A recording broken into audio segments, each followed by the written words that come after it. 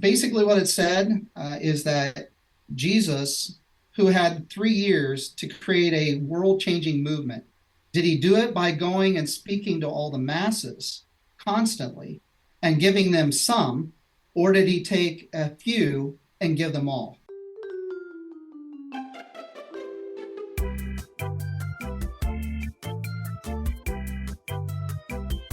Well, hey, listener, welcome to my favorite podcast. Is that too self-focused to say?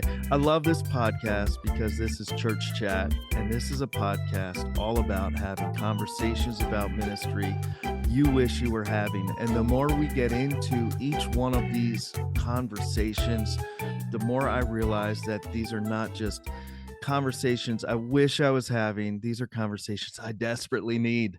And I am so pumped to have another incredible episode teed up for you guys. My name is Josh. I'm one of your hosts. And I'm Emily, and today's guest is a Jayhawks fan. He's had various members of our own staff on his staff, and he is currently the lead pastor of Lancaster EFC. Tony Hunt, welcome to the show. Welcome. Thank you. It's good to be here. It's so good to have you. And what I love most about Tony is he brought it. For those of you that aren't listening, we're part of the district of denomination, the EFCA. And at our conference last October, man, Tony wrapped the whole thing at the end with a main talk in our plenary session, and it just crushed. I probably shouldn't say this, but it was my favorite one. And it was the only one that I was like, give him more time. don't I think I told that to you, Tony. Yeah. Like, it's your home. Yeah. It was hosted at his church. Just go. Just who cares? But it was awesome. That was such an encouragement, Tony. I want to thank you for that. I think I thanked you right after it, but it's a talk that I've listened to a few times. I've had because I have all those videos, and I really appreciated that. Thanks for being you, man. Yeah, you're welcome.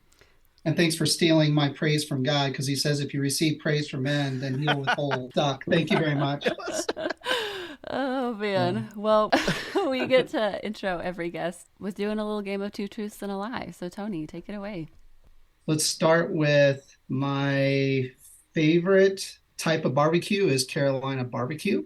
Another would be that I have bought 3 engagement rings and that I have encountered in the same day rattlesnakes and the bubonic plague. Oh, gosh. Oh, man. Well, I really hope that the 3 engagement rings is true, so because I want to hear that story. Go for it, Josh. Do you have thoughts? Oh, man. So I do, but I have been losing these. That's First true. of all, my favorite barbecue is Carolina barbecue. So I hope that's true. He is, okay, I don't know where in Kansas you're from. He also travels a lot. Okay. So I was going to say, Kansas City barbecue is not Carolina barbecue. And if you're dedicated to your state barbecue, I don't know. So I feel like he could have, if anybody I know could have bumped into rattlesnake and the bubonic plague in the same trip, it would have been Tony. I don't know. I'm going to say the barbecue is a lie. That's what I would have said as well. That's my gut. It is the lie. Yes. It is the lie. Oh, man. Kansas City barbecue all the way. Amen. You're right on it. And yes, I have bought 3 rings. I've only proposed twice, but and I was engaged and to a woman from Eastern Pennsylvania, and while I was a youth pastor in Kansas City. And because I got engaged to her, that's when I began to look out east for a position and ended up at Hershey Free Church. But just before I started at the church, that engagement broke off, and I ended up meeting my wife about 6 months later.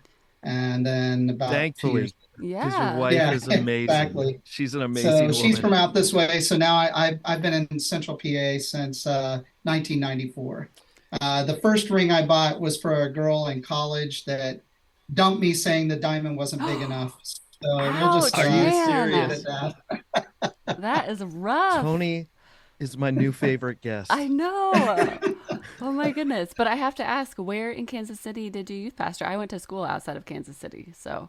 Okay, so I grew up on the Overland Park side, Yes.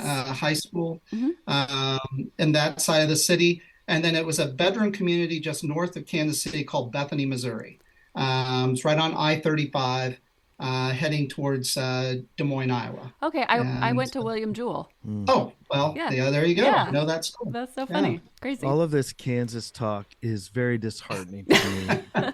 I am a Baylor fan, Come on, Josh. and one of my best friends and college roommates is an associate basketball coach for Baylor. Oh, And we had a heartbreaking loss to the Jayhawks this last Saturday. Yep. Yeah, man, we were winning by like 15 at half or something like that, and we got blown out. Oh, that's demoralizing. So Yeah, and then that bubonic plague and rattlesnake story, just so that you don't have to commiserate any longer, Josh. But it was actually a mission day at Challenge Youth Conference for the EFCA in Fort Collins, Colorado, and they sent us literally on a death march. And I believe somebody lost their job over it. I think there were some public officials that got in trouble because they sent 100 students from Hershey Free Church into a field that's literally listed as do not enter, rattlesnake infested area, and on top of that, quarantine due to having found the bubonic plague in that area. So yeah, it was, I ended up having to send home with our kids a packet for what to look for as far as symptoms if they got sick and so on. It was, yeah, it was quite the experience. It was 1998. that is downright crazy. Yeah. So Man. this should be added to the resume. Tony Hunt used to be a very successful youth pastor who managed to lead 100 teams through a field infested with rattlesnakes and bubonic plague without losing one single soul. That's actually very successful. Good success. Yeah, I was better than Jesus. He lost one and kept 99. I got all 100 back. So so good. Man. This is exactly what I needed this morning. Seriously, you don't know, but it is what we needed. No idea. No idea how much this. That's a great start. Emily, why don't you pitch the topic? Okay, well, we are super excited about talking to Tony about team culture and discipleship.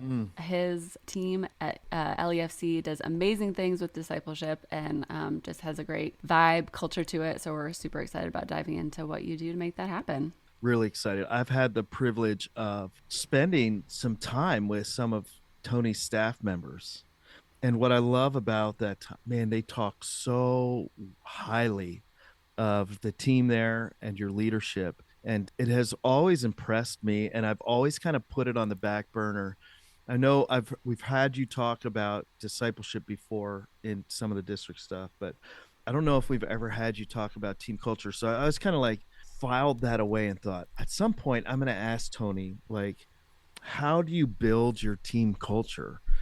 It's such a deep and healthy thing, at least from the outside and from talking with insiders. I'm curious, we all have teams. Some of us pastor or lead in churches where the teams are just volunteers. Others of us have bigger staffs. Either way, that team culture is just such an important piece. Do you have any thoughts on like how you have been intentional about building your team and building the culture that you have as a team?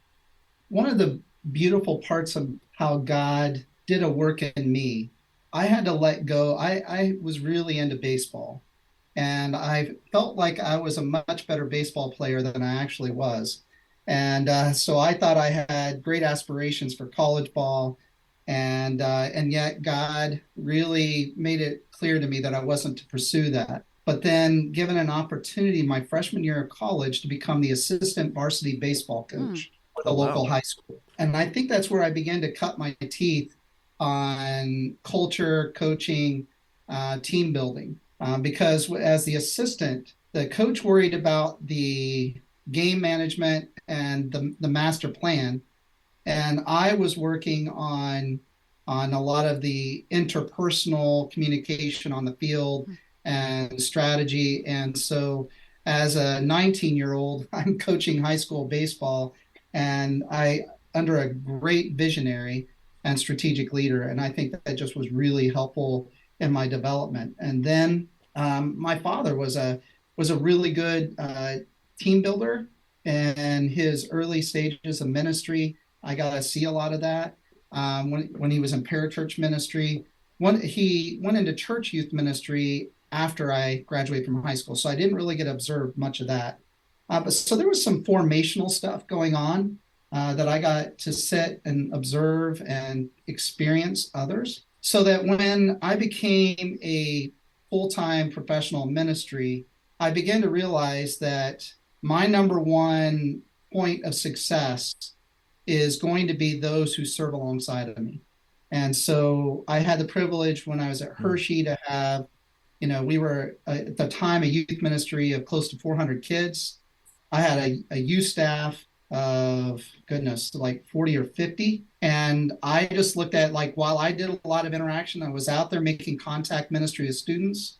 I realized I needed to pour into the adults, because the best way to reach the maximum amount of students was to dive into the depth of those who are going to reach into them directly, because every leader was connected to 6 to 8 students. And I really got that model from not only experience, but a very significant book in my formation was The Master Plan of Evangelism.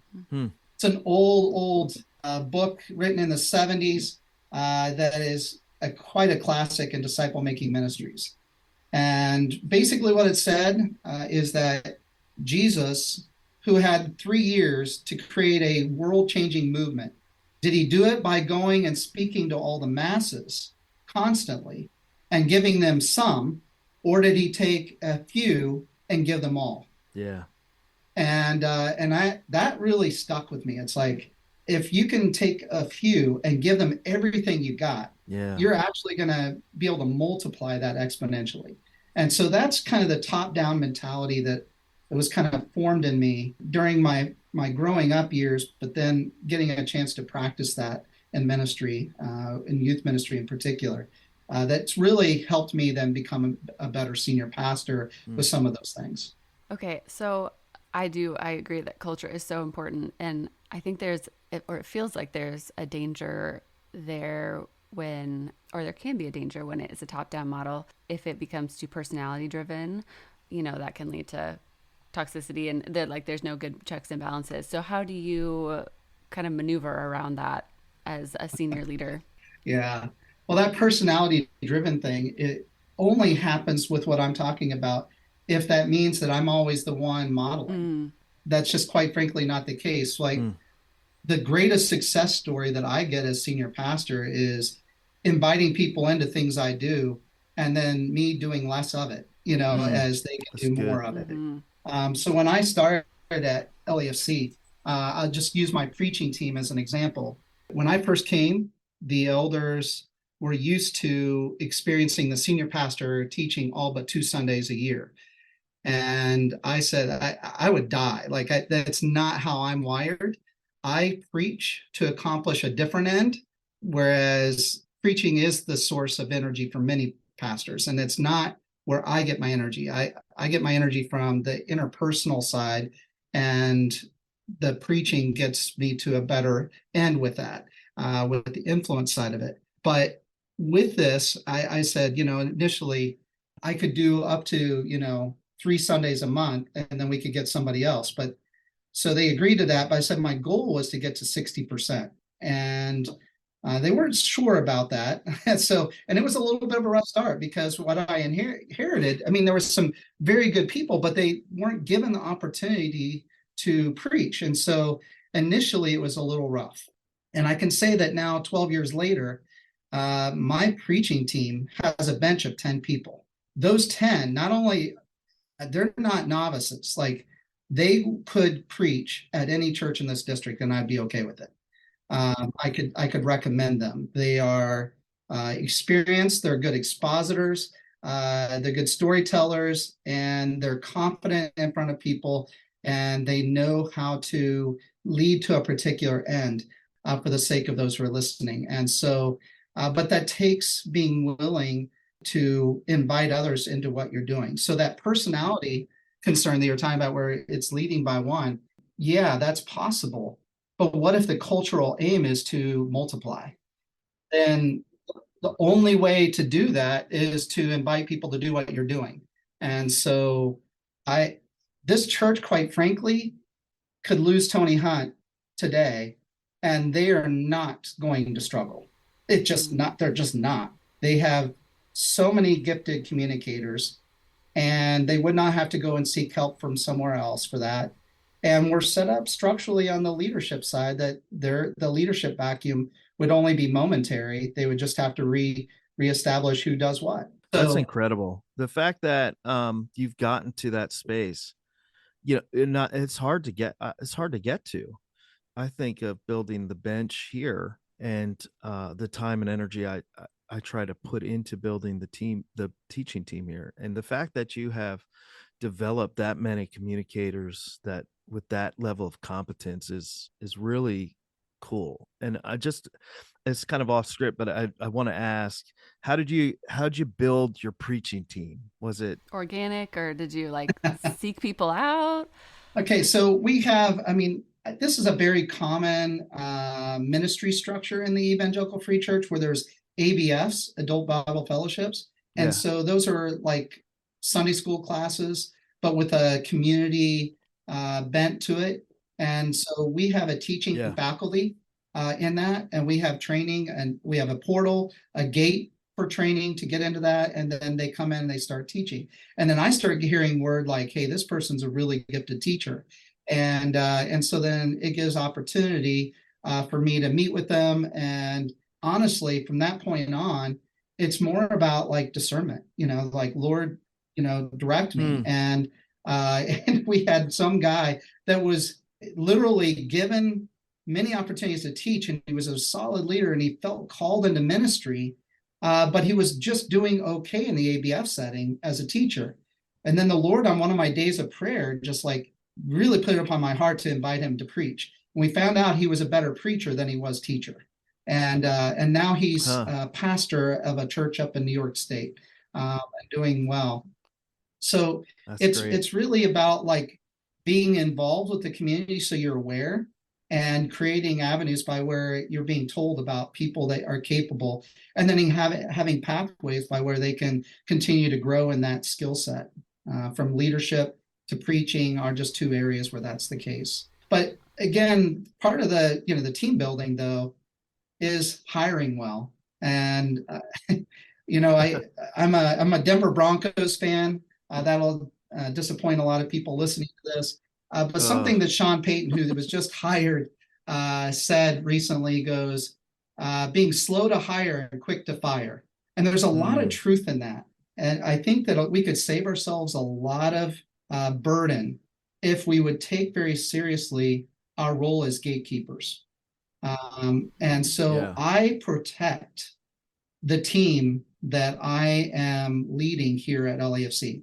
So if you're on our paid staff, the process for even an admin is pretty intense, because we're protecting culture, yeah, and we're protecting the skill sets needed for that role. And Sticky Teams, Larry Osborne wrote that book. He talked about finding relational fit, theological fit, and philosophical fit. We often think the hmm, theological first, which is true, and philosophical is, how you do ministry, and you want to make sure that they're aligned with how you do ministry. But that relational fit is just as important as those two.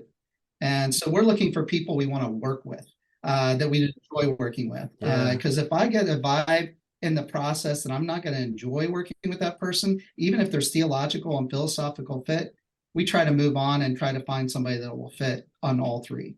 That's so good. And that applies to our listeners who don't have big paid staffs, right? So I feel like I remember the days when I was leading a much smaller church and didn't have the team we have now.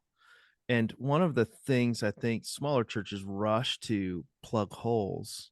And in a rush to plug holes, they kind of skip that, be a gatekeeper, Mm. and those key volunteers is just as important to have those kind of fits. So I really appreciate that, and it seems evident to me your team seems to really enjoy Mm. their work. Yeah. Do you So like, so when you were going in with this mindset, did you just like have a brainstorm session of like, this is the culture that I want at LAFC and this is how I'm going to make it happen? Or was it a little bit more of a process? And are there Do you guys have stated touch points like of as a staff, like this is the culture that we're trying to maintain? One of the interesting things about my journey here at LAFC is that when I was hired in August of 2011, in October of 2011, half of the pastoral staff resigned. And Hmm. so it wasn't because I was such a bad person or bad hire. At least they told me Right, that to my right. face. They may have said differently elsewhere, but it it created an opportunity that God opened the door where I could literally build the team anew. And so I Hmm. would say the primary thing that I really looked at, because I wasn't familiar with sticky teams at the time where we used those three areas, I knew that I wanted to find people that were aligned with the vision that God had given us, which with the way we go about disciple making. Theologically, we have all the filtering processes with the hiring to make sure theological fit is there, but philosophical, like doing ministry is this. I wanted the people we hire to be experts at living out the disciple making life. And so we would get down to final candidates for positions, and they were gifted, they were experienced, they were theologically great, but they even aligned with our philosophy of ministry, but they didn't practice it. And we just said Mm. that was a deal breaker because that's the last third of our search process is making sure that they are actually living out the very things that we teach here. Mm. Even if they use different Yeah. language, we can help the language shift. Are they truly living out what it means to be a disciple maker in the relational worlds? Because if they're not doing that, then why do I want them teaching others if they don't believe themselves by the way they Right. live? So what are I would Hmm. love to know what are some things like how do you measure that when you're interviewing people? So we use a Greek term called oikos is our missional term. So that's Mm-hmm. in the Greeks, in the Hellenistic culture, that would be your relational world, your sphere of influence, and that's where they did disciple making. And so when we get into the processes of building our team, we're asking questions. So like, tell us about the disciple making relationship you're involved with right now, and then we kind of get that. And where did that relationship come from? Is that something that was just formalized in the church, or was there something? And we start asking questions to see, are they truly investing in culture around them in their neighborhoods or at the Hmm. gym they work out at, or things they're involved in the community? And if they're not seizing opportunities that are out there outside of the church, then they really shouldn't be speaking into our congregation because we're asking our congregation to do that. And so there's just a lot of questions Yeah. that we get into, and it doesn't take much before you start snipping that, they're way too stuck within the church to be outside the church, or no, they got it. They Hmm. got it. We just got to give them the language that we use here at LAFC. This episode is sponsored by EFCA East, a district of the Evangelical Free Church of America. EFCA East exists to help develop transformational churches among all people by helping leaders live well, lead well, and multiply. We're here to serve you, whether you're in one of the 6 states that make up EFCA East or not. You can find more from us at efcaeast.com. So I love this oikos thing. You spend any time in LEFC or around LEFC and you hear that term or your reference to that, it has saturated your church's culture. Can you just give our listeners just a brief overview of that? It's your disciples making Okay, process. so pretty much every evangelical free church or church that's worth its salt, I'll just put it that way, believes that their primary mission is some point of statement that comes from the Great Commission, making disciples of all people. And so we're making disciples of Jesus Christ here. We've identified that a disciple obviously is somebody that reflects and looks and behaves like Jesus. And we've identified through our own study of Jesus 4 basic statements that we feel like we can boil down Jesus to these 4 statements: that he loved God, that he loved people, that he lived truth, and he proclaimed the kingdom. Or in our case, we say we proclaim Jesus. And so that's what we measure ourselves by. Our disciple making effectivity is are we creating people, are we discipling people who love God, love people, live truth, proclaim Jesus? And where they do that is in their missional realm of relationship called oikos. And so in the Greek text, for example, when the man who had been healed said, after being healed, saying, Lord, I want to follow you, Jesus says, no, go back to your hometown and tell them all that I've done for you. And then if you read in the Greek text, it literally says, so he went back to his oikos and began to tell people, about Jesus. And so you see that there. You see that in the Cornelius experience in the book of Acts, when Peter shows up at Cornelius's house. In our English text, it'll say friends and family of Cornelius were there to receive the gospel. If you go into the Greek, it's just oikos. And so it's just a way for us to say a single term, and it gives so much meaning in a moment, like in a single second, to our congregation. Now, if they're new to our congregation, every time we say the term oikos, our preachers are to say what it means, because we recognize new people That's are so there good. all the time. They might have come in knowing oikos is yogurt, and that's about it. So, and the modern pronunciation of oikos is oikos, and so it gets a little funny, and we joke about it, but it quickly becomes something way more significant when they're at LAFC for any period of time. Yeah, that's so cool. We've heard Randy Hunt talk about that. I've heard so Oh, many Just people. on our team, like so many people talk about it. It's so cool.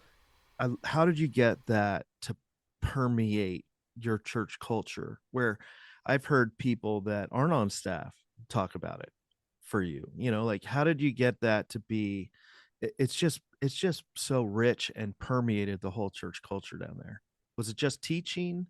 I did a series called 1 year into, so it was exactly a year from half of the team resigning. We did a vision series called The Church Unleashed.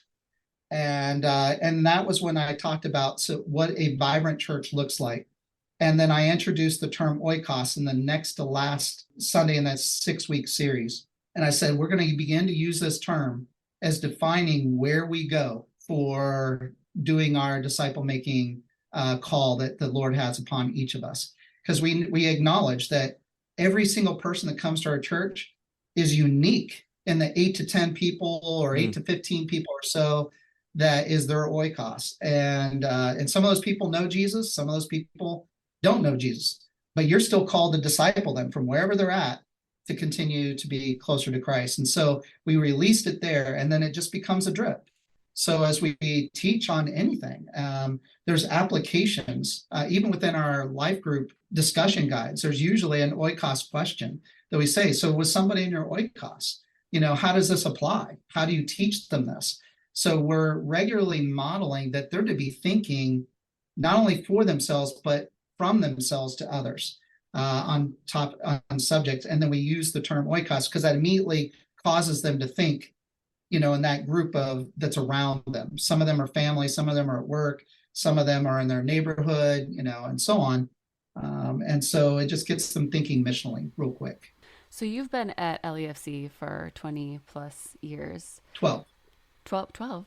Wait, is my math that awful? I was an English 2011. major. Clearly. Oh boy. It's been a morning. We got Okay. issues. That is still a long time though. So, oh my goodness gracious.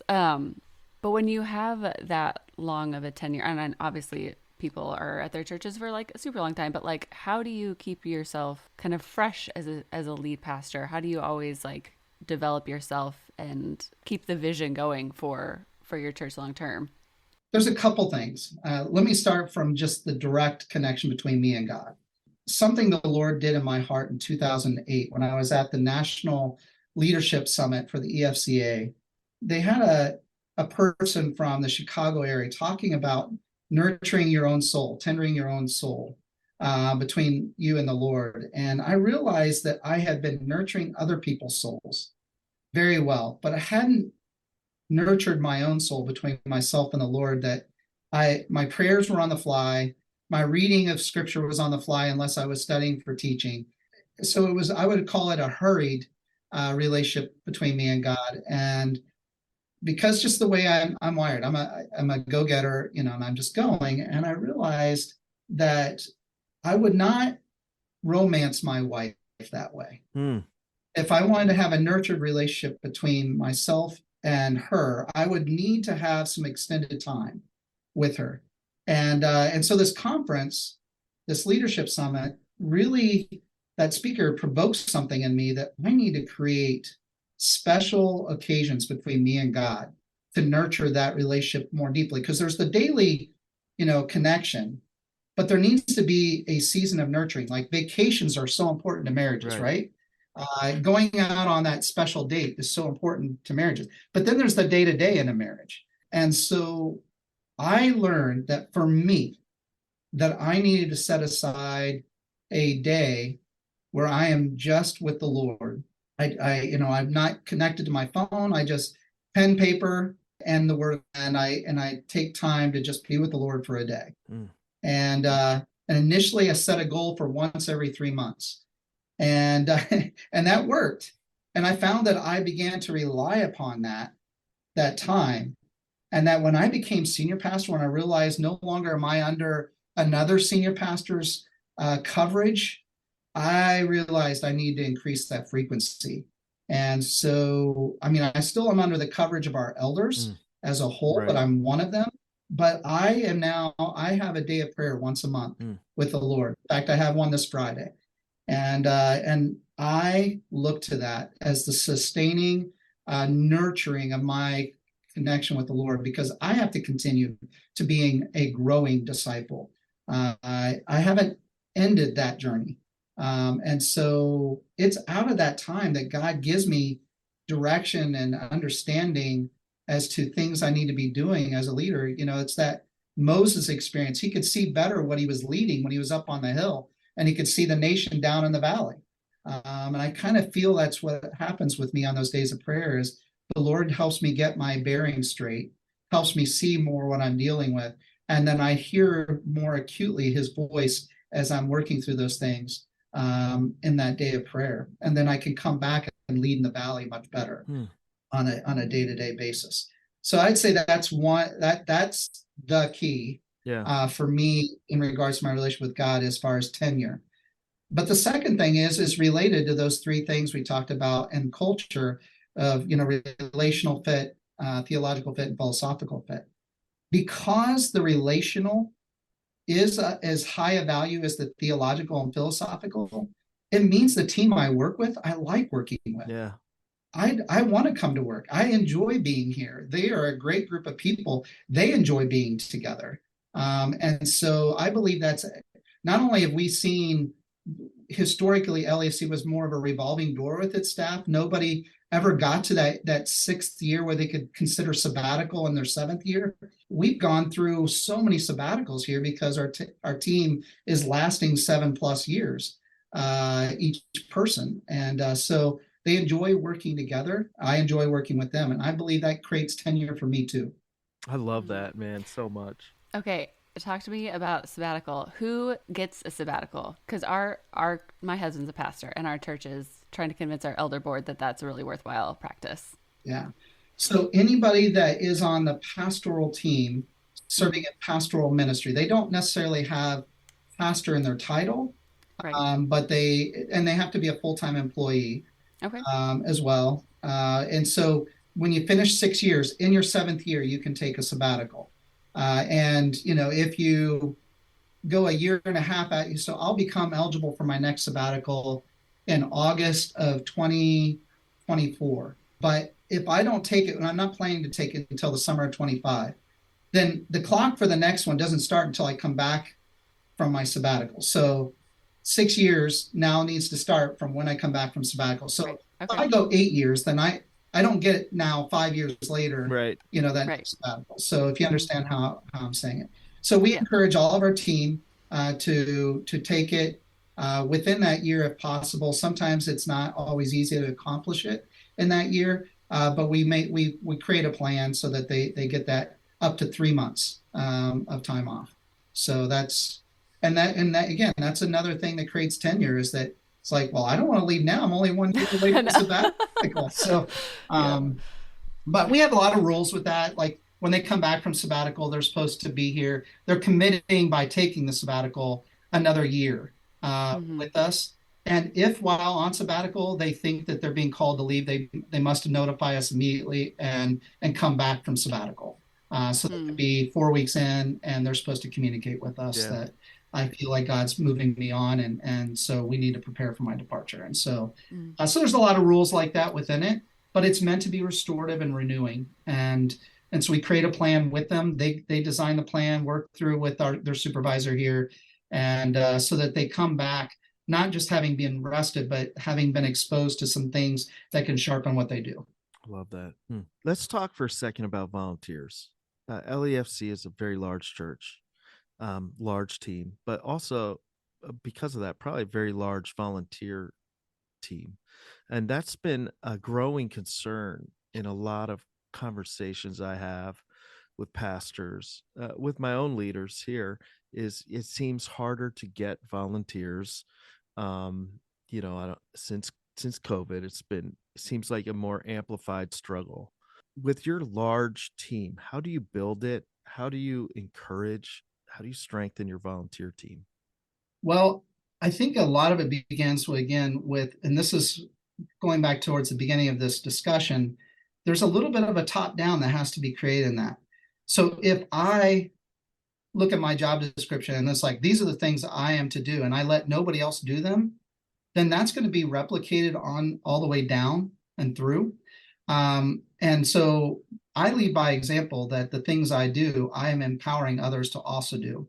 And we expect that of our team. In fact, we get really concerned and frustrated with our team leaders, our paid staff, if they are not multiplying themselves out. In other words, if they start something, the plan is immediately for how they're raising up people to replace their role in it.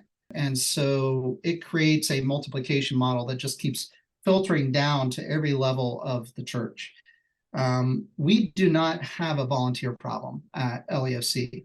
There were some seasons of that initially, but I think people want to volunteer for things where they know that it's making a difference and that it's meaningful. And so again, I referenced sticky teams already, but one thing he said, and Dario Osborne says in that book, talks about young eagles. If you don't provide young eagles, these budding leaders, these rising leaders, opportunities to lead, they're going to fly somewhere else where they'll get used. If you don't create opportunities for these budding leaders, they're just going to go to a different church. Yeah. So get out of their way, empower them, platform them, and let them lead. That's why we have a teaching pathway, so that people that have the gift of teaching can learn to teach and teach well and exposit well. That's why we have a leadership pathway, for those who are gifted with leadership, and we sow into them, and then we release them and give them opportunities to lead significant ministries, and so then and it just goes down into all facets of the ministry. So we're like even our life group ministry, our coaches are volunteers. They're experienced life group leaders. We have somebody, Jeff Travis, he's in charge of our life groups, but his coaches are not him. He's coaching the coaches, and his coaches are people that are experienced throughout the ministry. That's so awesome. So I know that Josh is a little bit pressed for time, but I just have I'm good. one more question. I'm good. Yeah. Oh, are you? Okay. Okay. Has LEFC ever considered launching another campus? Yes. And we have been praying about that, and we are funding for it. A big thing that's on our heart, we're in Lancaster County. There are so many churches down here. In fact, while we're a large church, we're a small church compared to the large churches around us. There's just a lot of very large churches, but we have a unique contribution, we believe, in this area, in this region. And we feel like, that there's not a need for another church to be birthed in Lancaster County. What Lancaster County needs is more healthy churches. And so we have a vision for revitalization of churches. And so that's a little bit more of a slower path to launch, because you have to find somebody that's willing to say, we need help. Yeah. And that's just not easy to come by. So this past year, we put a pretty significant chunk of change into an account that we're going to hold on to. We'll put another chunk of change into it this next budget year. And we're going to start stacking it so that when God opens the door, that we're fully resourced to be able to revitalize the church. So we believe we have an abundance of riches when it comes to people and Yes. leaders. Yeah. So if God opened the door for it, we're ready to go. But God hasn't opened that door yet. And so, and meanwhile, I get the people that are critiquing us like, why do you keep growing yourself so big? Why don't you plant? I'm like, trust me, I would love to, but this has got to be a God thing, not just for the sake of checking a box. And so we want to multiply as a church. We believe God's preparing us for that. We believe it's imminent. It just hasn't been revealed to us yet. I love that. We have two campuses. As I think through our process with two campuses and how they're going, and they're going very well. When you were talking about developing leaders and your culture multiplication and all that stuff, well, I kept thinking like that's like such a key piece when you want to launch. And I think sometimes people launch early, or they maybe get impatient or enamored with an opportunity, and they don't, the money resource happens. Like that's almost the easy part. It's the people resource that is the most valuable, especially when you're going to launch another location. So I think you're right on pace, and that's really exciting. I love the idea of doing a campus in a way to revitalize the church. That sounds really exciting to me. I was just going to say our hope was to that it would be a 5-year revitalization, and then we release them to be their own again, because we believe they'll multiply faster. Because we also have a strong value. We're not against the idea of video venues, but it's not us. Right. We recognize many churches are doing video venues. We feel very committed to a live teacher, live worship leader in each culture with a campus leader. And so that's why I think with our deep bench of 10 people that are capable of preaching will become a significant part of whenever God opens that door for us. Oh yeah. That we would have the resources to be able to do a very difficult strategy. I mean, let's face it, like if you have a video venue, you are covering so much of the work from that home campus. And so I'm very pro that, and it's just not our vision, for us at LEFC. We're going at it a little bit more of a deeper plowing, so to speak, but that doesn't mean that it's better. It's just that's our calling. Yeah, I love it. I think that's so important to have. They should all be different, and they should be unique to the DNA and the design that God's given you guys. And I think that's so important, rather than copying somebody else's model when you don't have the DNA for it. Right. It just makes a lot of sense. I want to ask this just to kind of end it. We'll ask another question to end it, but what is, just briefly, the biggest challenge you think lead pastors face, and a piece of advice that you would give them heading into the rest of this year? I don't know if it's the biggest thing that pastors are facing, but I know every pastor is facing it. I think what has happened in our country in the last few years is that we've allowed the gospel, that is the primary message of the church, to be co-opted by politics. Our people are being discipled by their favorite news channel. What's upon their heart is what is the news of the week. How they see it is from the news of the week. As a result, the gospel, when it's being presented in the community, might have truth connected to it, but it doesn't reflect or mirror the spirit of Jesus. So as a pastor, I think one of the biggest challenges we have is right now how the church is being heard by our society is not by the same spirit that Jesus spoke into the community around him.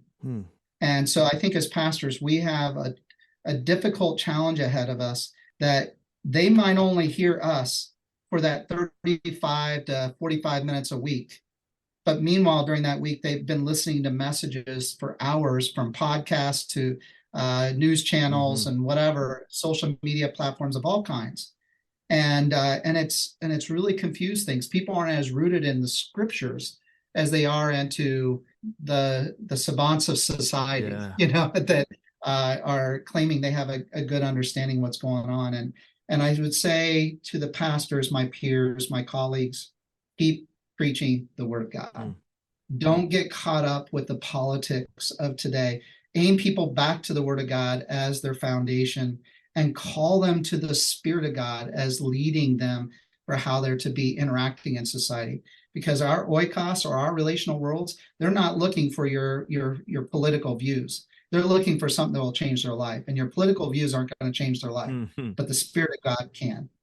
And so we just got to keep people rooted there and keep pointing there as shepherd leaders. Man, gosh, amen. Preach. Amen to that. I feel like every one of these conversations has blessed me so much. And I'm like, I leave after every one. Like, that was my favorite one. So we end every episode by just sharing, each of us just going to share what is saving our life right now. It can be silly, serious, whatever you choose. Okay, Josh is taking it first. I'm going to go for first. it. These conversations, and I'm not just saying that because literally, like, this isn't even out in the world yet, right? But like, I am really encouraged by these pastor friends, acquaintances, colleagues that we have had on here. Each one of them has encouraged my heart, challenged me, and sometimes it's easy to just focus on all the negative stories you hear and all the the negative garbage out there, and it's very discouraging. And then I get in these conversations and I'm like, I am just so glad that these men and the women are out there. I'm like, it gives me, I don't know, it's just like God's using it to just refill my hope bucket. I know my hope is in him and not in pastors, but it is certainly encouraging. In 2021, my wife and I took advantage of the low interest rates and the government handouts, to be quite honest, to buy a little cabin up in Tioga County, which is in the northern parts of Pennsylvania. And we, for years, we were always invited to use people's getaway places for free because we were a youth pastor and wife. We didn't have the resources to have our own place, and we needed those for escape. And the Lord enabled us to be able to buy something like that in March of 21. And we decided that not only will this be a place of escape for us, but it's a place that we offer to people that are in ministry. And so a lot of people have been using it, and it just gives us great joy that we can provide a place in the mountains that's quiet, where they can be still and know that God is God. And then for us to, my wife and I, it's been a great venture to make it ours, to do this little escape place. And so, yeah, I would say that's been one of the saving graces over the last 2 years, where there's been a lot of stresses us as leaders have faced. That's been like such a gift for us. And then it gives us equal amount of joy to let others use it. That's awesome. Awesome. Okay. Mine is a little bit weird. But I had to wear a heart monitor for the past couple of weeks, and you can't get it wet. And so they give you patches to replace it so that you can take a shower. And I only had 2 replacement patches, so I could only shower twice this week. So I got it off yesterday, and it was such a delight to be able to shower. I feel like warm showers or hot showers are something that saved my life in the winter, because I hate I'm always cold and it just blah, blah, blah. So to get that back in my daily routine is just a delight. So that's my one weird saving my life right now. Understand. Wow. Yep. And I'm glad your ticker is okay. Yes, the ticker is fine. Well, thanks so much, Tony, for being here. Emily, for helping host. What an amazing conversation. So many takeaways in this one. And I just want to just thank the listeners for tuning in. And until next time, we're just going to say, see you later. Bye. The Churchhead Podcast is for educational purposes only. We dive deep into important and sometimes sensitive conversations and topics about life in ministry. Please know that the views and opinions expressed in this podcast are solely the views and the opinions of the guests and the hosts, and do not necessarily represent the organizations that we work for. Nor should our views or opinions be considered a full perspective of circumstances that may be mentioned in this podcast. Our perspectives are limited, and so will be this podcast. What we hope to do is have conversations and spark greater conversations that will lead leaders and their organizations towards greater health. The Church Chat podcast is edited by Emily Gardner and produced by Emily Gardner and Josh Ott. The Church Chat podcast is supported by EFCA East, an Eastern District of the Evangelical Free Church of America, covering 6 states. EFCA East helps leaders live well, lead well, and multiply, helping churches find new vitality and multiply transformational churches on the East Coast. The EFCA is multiplying transformational churches among all people. For more information, visit efcaeast.com. We hope you enjoyed this podcast and can't wait to see you on the next Church Chat episode.